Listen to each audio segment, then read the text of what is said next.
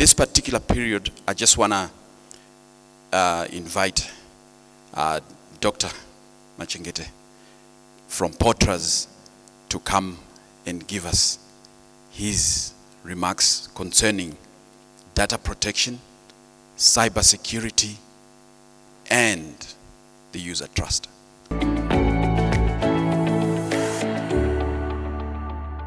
Ladies and gentlemen, for all that to happen, for the solutions to have an impact, for the solutions to change our lives, for those solutions even just to work, there is need for data protection. There is need for cyber security. And there is need for user trust. How the organizers came up with this is a marvel. And when I was asked to speak about it, I said, yes, now we are moving forward. Now we realize the importance of the regulator, that without data protection, without cybersecurity and user trust, we will not go far. Our solutions won't be sustainable. So user trust, that is the digital currency today. It has become now similar to, say, the bitcoins.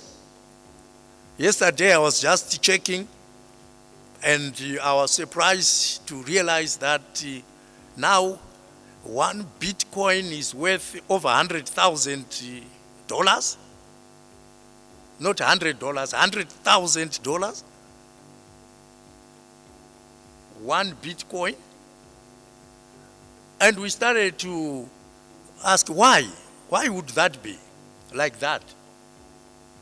It's because of its anonymity. You can't trace the person, the identity of the person moving it around.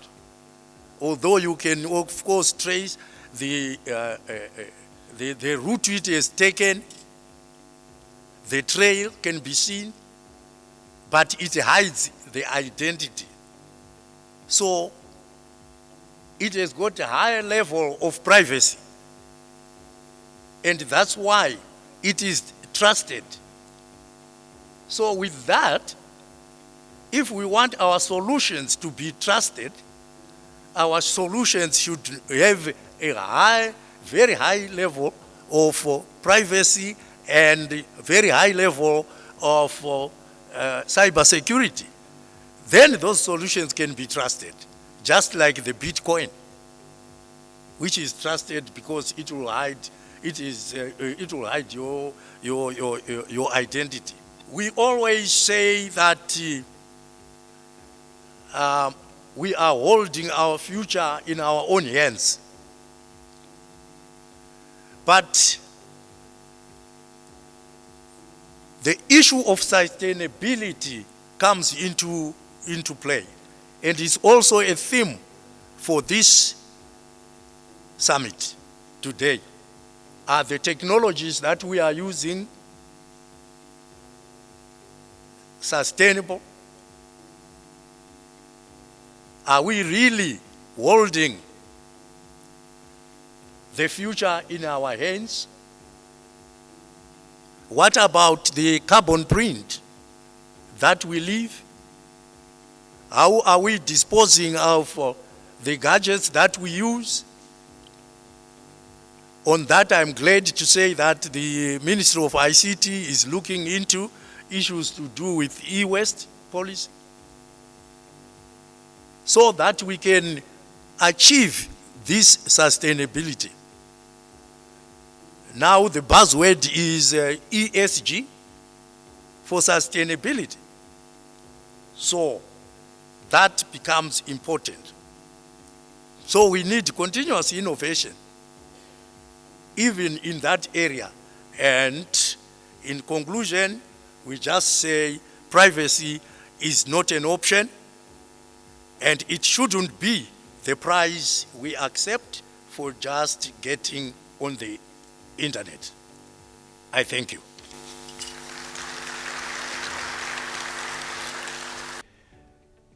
The challenges that we face are compounded by a number of constraints. Number one, the difficulty in embracing change. This is a psychological hurdle that each of us will have to face.